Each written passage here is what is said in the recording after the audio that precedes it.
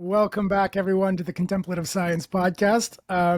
It's been 3 weeks in a row now. I don't know why this is happening, but the last three guests that we've had all have some relationship with psychedelics and the relationship between psychedelics and contemplative states. And we're continuing on with that tendency today with Daniel Meling. Again, another friend of mine from the Mystical Entropy Workshop. We've had a few of you in a row. Maybe that's what's really tying this power about psychedelics and contemplative states together. But Daniel Meling is a cognitive scientist and experience researcher. He does fantastic work. I'm going to link some of his wonderful new papers here in the pod. But he does work on non-dual states, understanding what non-dual states are from a particular perspective in cognitive science, and the relationship between psychedelics and contemplative states. And I think if I'm not mistaken, your PhD is on DMT and its possibility of supporting contemplative practice in states. Is that right? Yes, that's correct. That's one big part. That's the empirical part. We can talk Yeah, about great.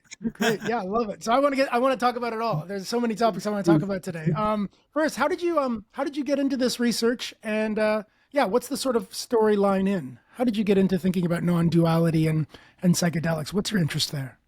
Oh, wow. Yeah, I think how I got drawn into it is different for both, actually. Like for the non-dual part, I think, of course, there's always an existential dimension to being even interested in these topics. So I could speak from that point of view, like from own experiences when I was younger or 16 years old, and had some near-death experience, something close to Oh, near-death, I would say, and that caused quite a few questions, being 16 years old and asking basically what this kind of experience was.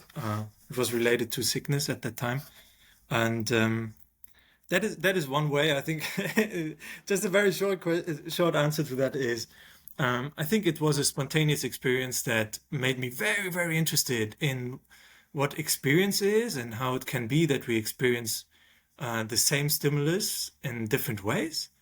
yeah. And there, like some few years later, I got very interested in meditation and the negative approach and Buddhist philosophies.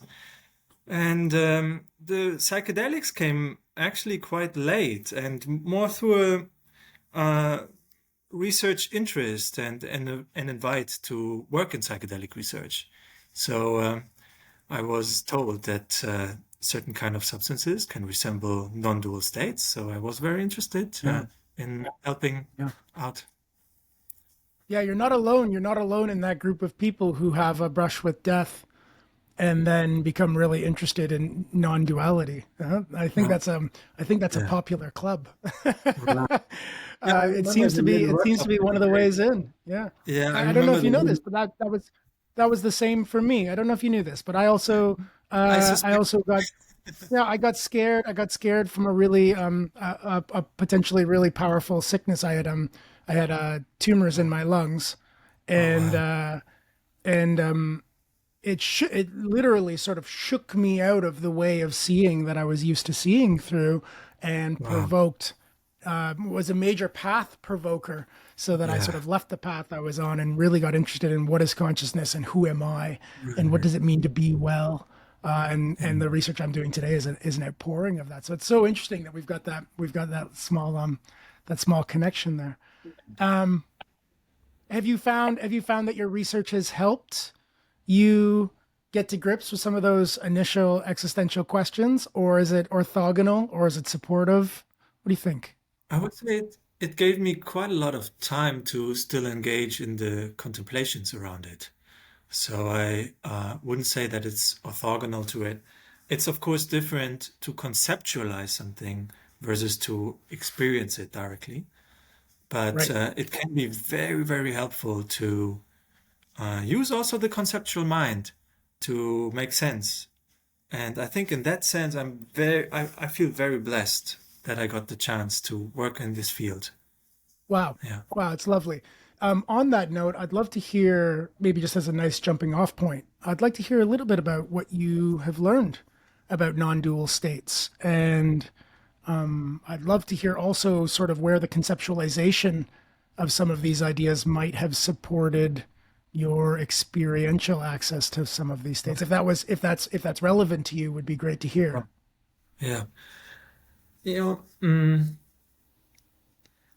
one of my most important, I think, points of departure these days, but also in the last few years, is really to if I talk about these things or to if I conceptualize it for myself, to really start from the enactive approach and its key ideas.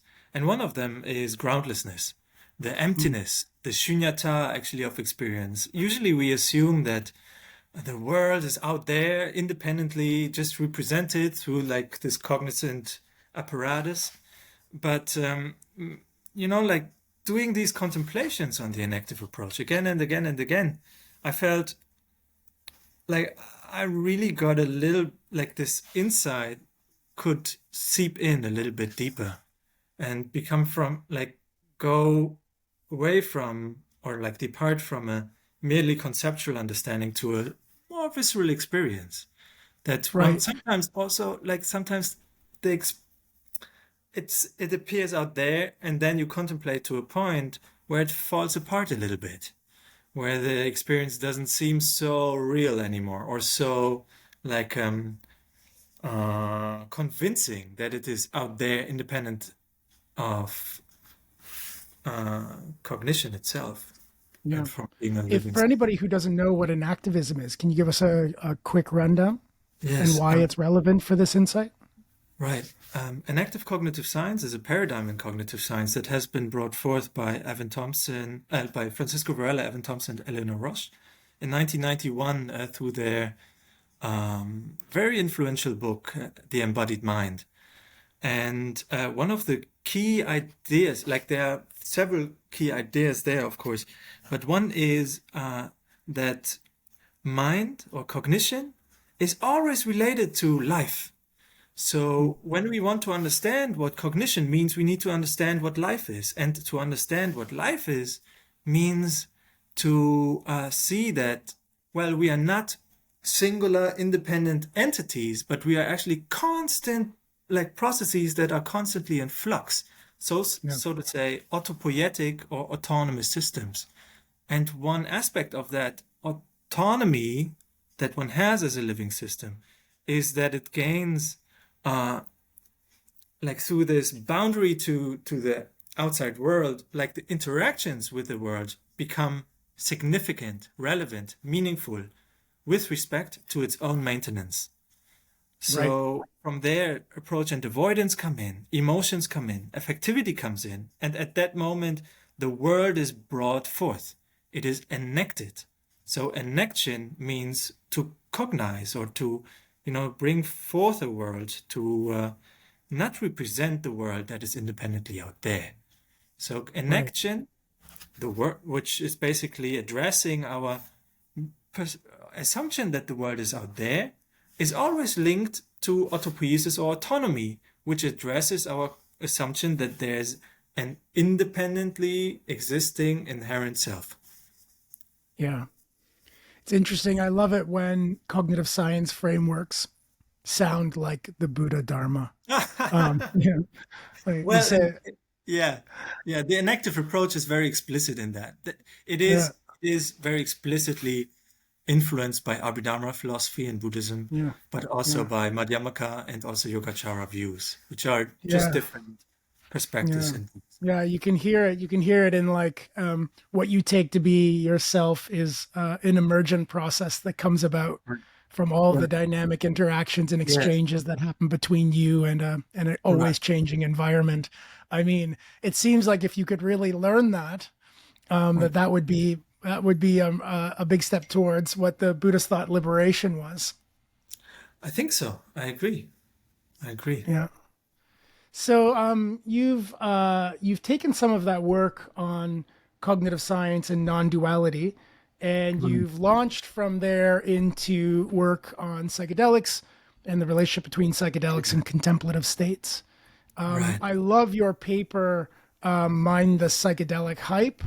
Oh I yeah. thought maybe we could take a second here because there's another famous paper, Mind the Hype, which was about, yeah, let's be careful about our mindfulness research because we're making huge claims, Yes. and we're potentially biasing our outcomes to see only the positive when actually there might be some negative. There might be ways of misunderstanding. There might be, we talk about that quite a lot on this podcast, really, the some Mhm. of the problems and complexities for practicing meditation today, the way it's taught today, especially in the West.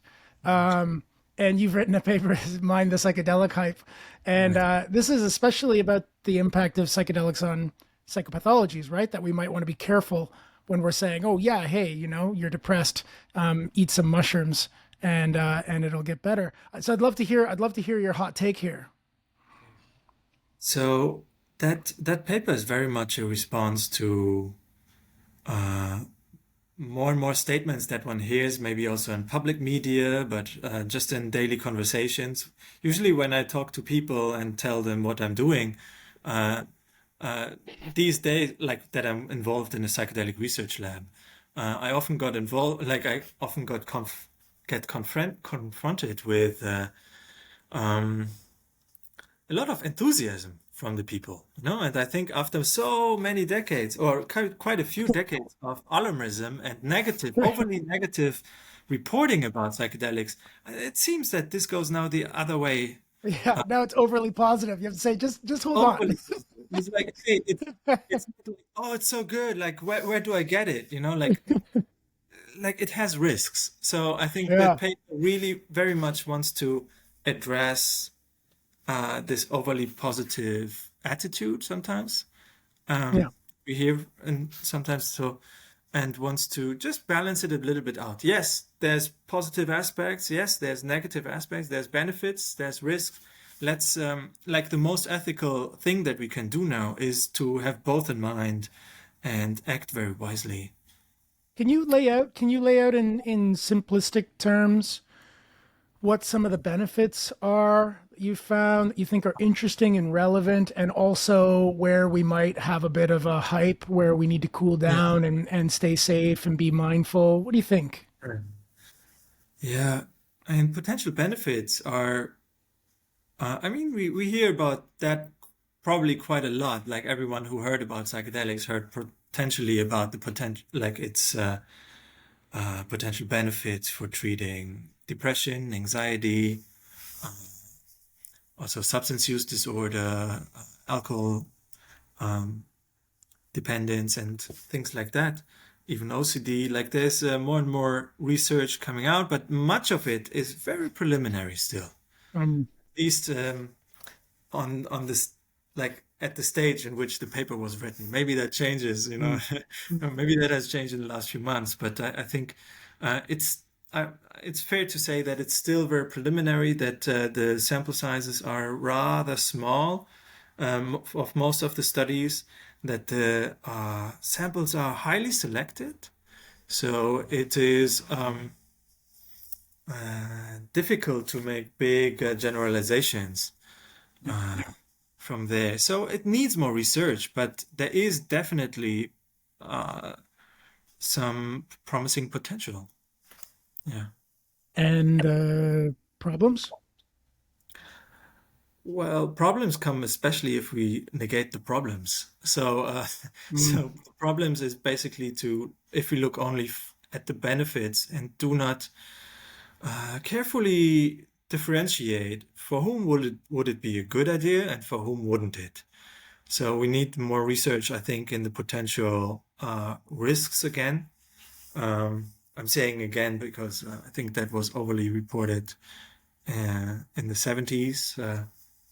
Um, but now I think it would be good to look at it again. Potential risk can, of course, be the so-called bad trips, challenging experiences that are maybe then not well integrated.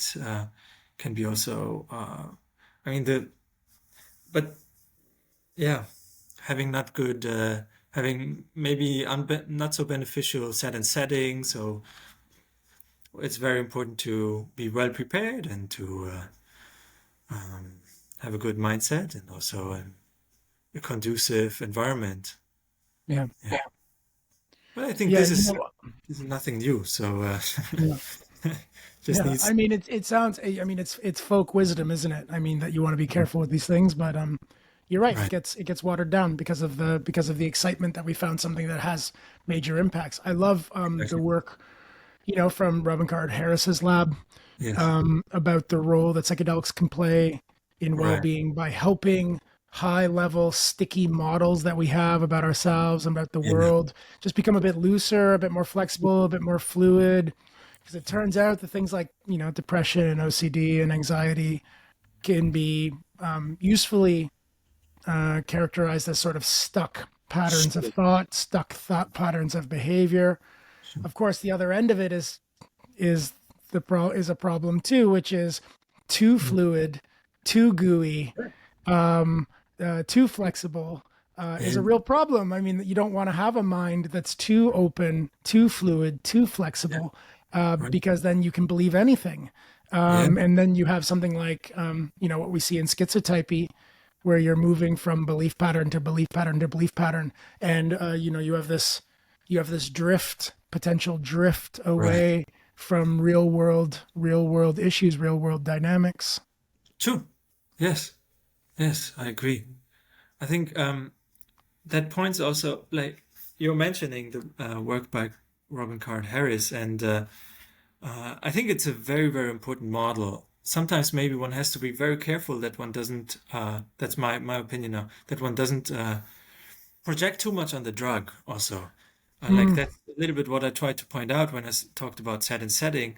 I think one of the potential risks is if we put everything in the hands of the drug and do not recognize actually that causality in psychedelic experiences is much more complex. Uh, yeah, so, tell me about that. What do you mean by that? That's good. well, we wrote I think yet last year a paper with the title "Not in the Drug, Not in the Brain," Mm, by Milan Shadiga and me, and we argued around like we wanted actually to explore this causality question in psychedelic experiences from an active perspective. So we pointed out like two different ways how you could um, understand maybe psychedelic effects, and one would be uh, to say, well, the drug changes processes in the brain changes then the experience, and mm, this is how we go. yeah, So even Robin Card Harris's model could be interpreted sure. and is sometimes interpreted that way. Yeah. So Yeah, because they're basically, not explicit. They're not explicit that it's one way or the other. Those are just the findings. yeah, in some way. However, like there are some quotes that go in the direction of the drug works on different, like several levels in the brain, and then it culminates in the relaxation of prior beliefs. Yeah, yeah, yeah. Right. So we wanted to, explore a little bit what it would mean if we apply ideas from the enactive approach, for example, dynamic coemergence and autonomous organization, and see, okay, what does it mean, like, to have this complexity or like bidirectional influence between the drug and the brain on the one hand, and the brain and experience on the other. So we explored actually both and unpacked it and came then to the conclusion that there's actually no location that you can point the causality to. So that's at least something to discuss. Yeah. Yeah, it's good. It's good. So if it's not happening in the brain, yeah, so what do we do with that? I mean, okay, so it's not only a brainy phenomenon, or it's Right. hard to make it only a brainy phenomenon. It's more like Right. a brain nervous system environmental dynamical outcome. So it has to Right. do with the kind of brain you have and the kind of body you have and the kind of situation you have.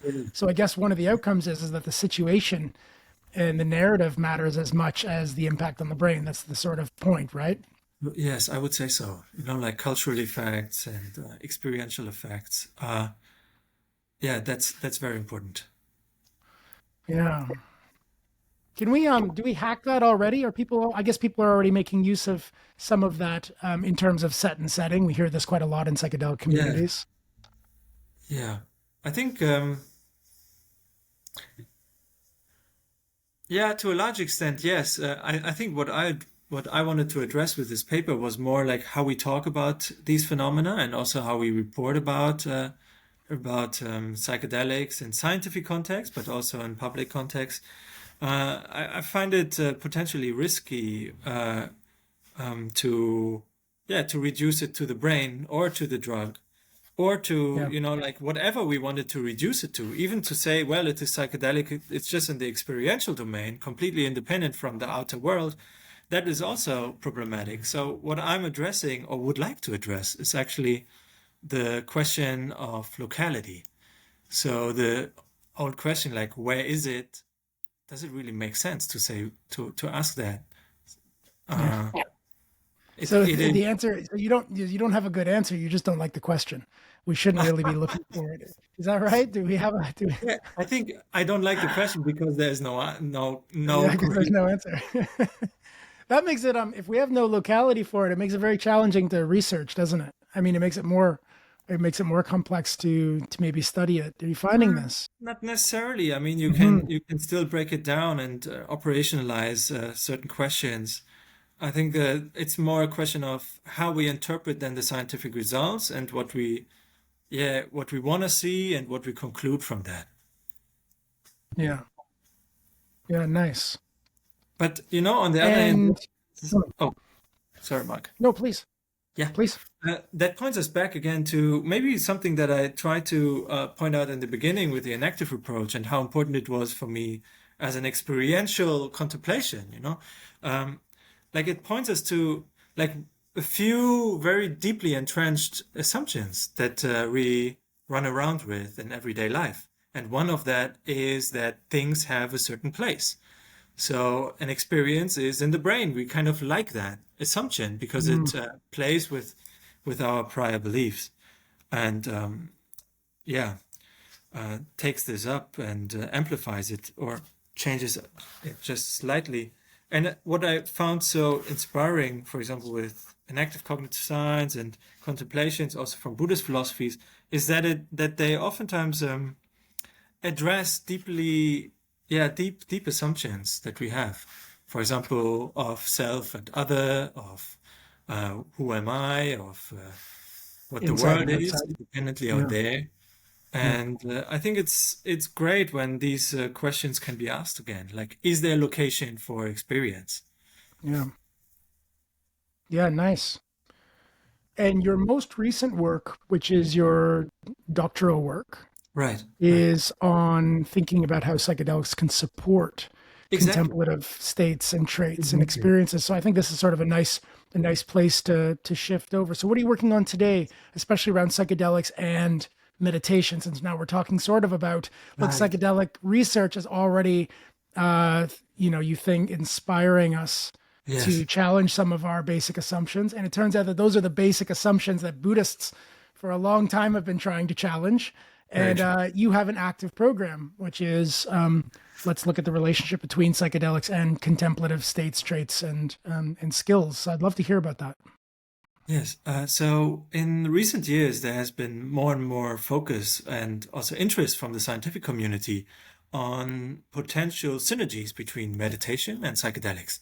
Yeah. So, however, like more and more theoretical statements about it, but not so much empirical research. So there Okay. are, at this stage, to my knowledge, two empirical papers, RCTs, out there. One by Roland Griffiths and colleagues from 2018, and the other by Smigielski and colleagues from 2019. And they were working with psilocybin and combining that with spiritual practices or combining it in the other case with meditation and a meditation retreat, Hmm. uh, experienced meditators. And what we Wow. did last year is actually taking this up and doing a RCT, like we did an RCT, we did two retreats last year Wow. with participants, experienced meditators, Wow. 40 meditators in total. Half of them got the placebo and half of them got not psilocybin. So it's the first Is this study is this in published yet, or this is still in progress? very soon. We are in the last. Oh, it's awesome! I want to know. I want to know all about this. Tell me what happened. What happened? What did you find out? Well, we worked with DMT and harmine, two Okay. components that are also found in ayahuasca. Right. But it works a little bit differently. Um, so it will be published very soon. I'm uh, but I think I can report about it easily. So, what what happened? So in that paper that's coming out now soon, like we did also fMRI pre and post. We had blood markers pre and post. We Wow. did a Wow. lot, Wow. and Great. also psychometry. And I interviewed most of the participants on the experience qualitatively, microphenomenologically. This will take some time to be published, but the psychometry will be published soon. The reviews are soon finished. And we investigated actually what the effects are between these two groups, the meditators on placebo and the meditators on DMT harmine during this short meditation retreat in the Swiss mountains. And we found quite few interesting things. Like we investigate mindfulness, compassion, insight, transcendence, and meaningfulness Cool. with psychometry. That's now the psychometric questionnaire part. Insight. No, let me start with mindfulness. Mindfulness and compassion was not much different. Mm. The just meditators also had increases in mindfulness and also increase in compassion. So the group difference was not so much. Is that Not, because mindfulness and compassion are still just about data? It doesn't matter what the data is. The data can be one thing or another. If the mind is, you know, a little bit more fluid and flexible, so what? You're just being mindful of experience and you're just being compassionate to the mind regardless of its state. I wonder. yeah, one could see it like that. Yeah, yeah, in a way, maybe that's a good interpretation. So, however, like this is now on mindfulness and compassion, but in contrast, insight was different between the two groups uh, in some analyses. So definitely, and mystical experiences were more pronounced, of course, also in the meditation. I just feel like, you want to have insight? Okay, we're gonna just drop some DMT mid Yeah. retreat. Are you ready? So And inside meditation gets a completely different flavor then, huh? yeah, right. Now, I think, and of course, it's not the case for every participant. So, but that is now averaging out across the whole sample. And one of my favorite results maybe is that those participants of the DMT Harmine group rated their experience as uh, among like the most meaningful ones of their whole life, like top 5, top 10, like many of them rated it that way, but the placebo group not so much. Okay. So there was a significant difference in personal meaningfulness, spiritual meaningfulness, and its impact Wow. on being. Wow. Wow. One, Wow. That's amazing. How so big was the dose? Are we talking like you feel sort of baby flutters in your stomach and like a small perceptual shift? Or are we talking heroic dose where the world is melting and the trees are talking to you? Or somewhere uh, between? somewhere in between, but more on the side. Like it was definitely no low dose. It was quite like the experience reports were quite intense actually. Um, Okay. People, yeah, many said they wouldn't have taken more, but also wouldn't have taken less. So I see. it Okay. was quite a And good were and were they experienceable. being guided? Were they being guided at the time, or this was a silent retreat where they were just practicing on their own? No, both like silent retreat, but like silent group retreat, but guided by two very very experienced Zen teachers. Yeah. And being guided in what sorts of practices? So basic mindfulness, but also compassion practices. Right. Right. Wow. So because we had Wow. meditators from very different and from various backgrounds and various lineages and traditions, so we made some effort to get everyone on the same page. And so, yeah, that's why it was quite secular mindfulness compassion practice. Wow. Wow. So It's that's coming great. out. It's very exciting. Yeah. Um, Anything else from that that didn't get uncovered that you think is interesting? I think it's really a fact. I don't want to, of course, I don't want you to have to divulge everything because it's going to come out and we'll get to read it. So that's exciting. Sure, sure. Make sure to send it to us and we'll send it along Yeah, as part of the pod too, so that people I can will. read what you have. Right. Um, Anything else here? Maybe did you learn anything personally? Has it changed any of your practices? For my dissertation work, I worked on two different sides, very complementarily. Like what I just talked about was the empirical side, but I had also made quite a lot of theoretical effort Yeah, um, nice. that that was actually introducing an enactive approach to psychedelics to the field. So that's a very important topic to me too. So the mentioned not in the drug, not in the brain paper, but there's Hmm. also another book chapter that just came out a few weeks ago, I think, that has the title Psychedelic Experiences and the Enactive Approach. And I think, Nice. this empirical part and this theoretical enactive part, I think they need to come together for me, at least personally. I find it very important in order to interpret the empirical data well, but then it shall also not be just theory in the chamber, in the armchair, but Yeah. also have some empirical, yeah, language to speak. So I just wanted to point that maybe out. Yeah.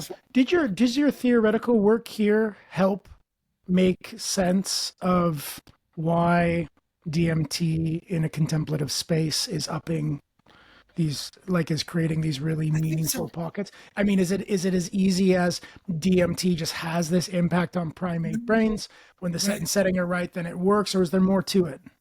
I think I very much. I think it is extremely helpful for me personally, and potentially also for other readers. I think, um, and for various reasons. One is that it provides a model. On the other hand, it provides, and not only specifically about DMT, but something that is generically can be applied to other psychedelic substances as well and psychedelic experiences.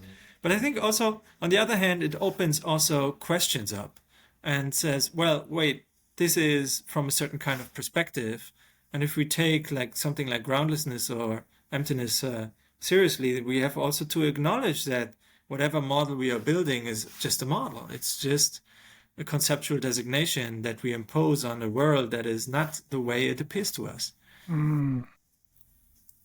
Say that one more time. I think it's too valuable not to just land here for a minute. Say it again. Say, okay, maybe I give it a different take because I'm very Yeah. bad at remembering what I said No, before. that's okay. Uh, so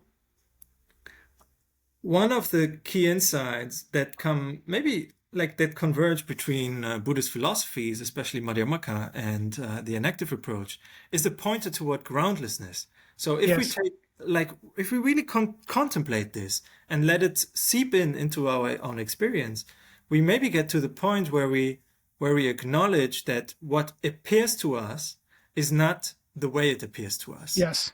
So in that sense, I think the one of the benefits of using that contemplation and this perspective on emptiness to whatever topic, and in this case psychedelic experiences, can really be helpful to detach ourselves from our given ideas or preconceptions about what we talk about. Yeah. So in that moment, we can maybe take a step back and say, well, my conception of psychedelic experiences is a conception that has arisen in a cultural context, in Yeah. a evolution, in a phylogenetic and ontogenetic history. So it is not there's no way to say that this is the way it is. There's Yeah. evolutionary no reason why a being should come up, like a being should arise and see the world objectively. Yeah. So whatever I am seeing, I am making. There's a couple of interlocking threads here. Hmm. It's like the truth of emptiness may be the case. So everything is an interpretation, and then you're doing science, and then Right. you're saying, well, look, even the scientific model we select Yes. is just another example of trying to solidify a view, Yes. and we have to recognize that that's a view in a context, Yes. and that it's only relatively true. It's not going to be absolutely true because it's only a model well, in part at our primate perceptual level, and Right. within a particular and with a particular aim. And so part of your research is the topic is groundlessness, Yeah. both in meditation and in psychedelics and in psychedelic supporting meditation. Exactly. And you're thinking about generating theories with Right. groundlessness in mind, Exactly. insofar as you're offering new takes on where we can look to try to interpret the science, the empirical work that we're getting from Right. exploring groundless, inspiring states. Exactly. That's Exactly. complex and beautiful. Yeah.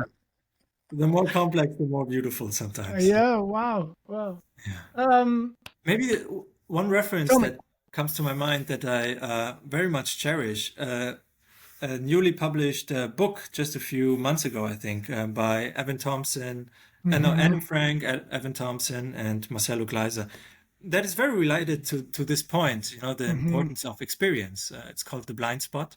So Yeah. maybe that's also interesting for your listeners, for Yeah, our that's listeners. nice. We should really get Evan back on again. He's been on here before, but it would be Right. nice maybe to Right. reach out and see if he'd come on and talk about the blind spot I because mean, I it listened is to such a, the yeah, episode. It was good. yeah, yeah. No, Evan's always amazing. I mean, he's Yeah. just I mean, I follow really closely everything he does. It's always gold.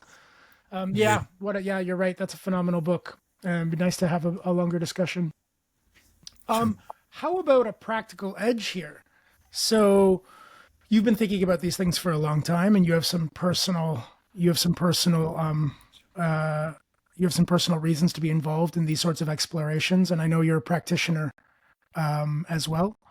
Um, what have you learned from your research that might bend back into good advice for people who are on the mat?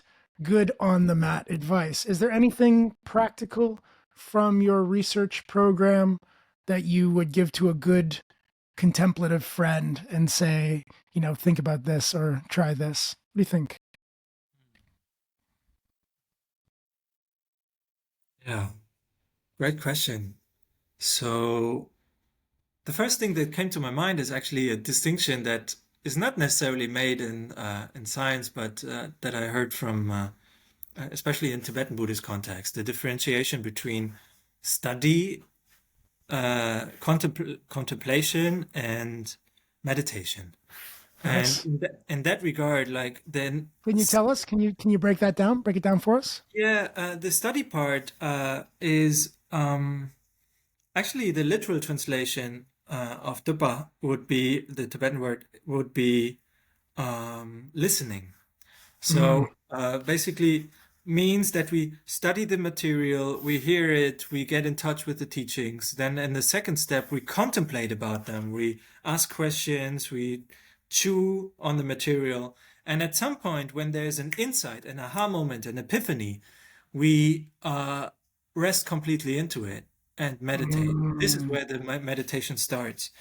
So, what I find especially interesting from like with regard to, let's say, theoretical work, like for example, on an active cognitive science, um, is that it can provide actually a very, very helpful, useful contemplation practice.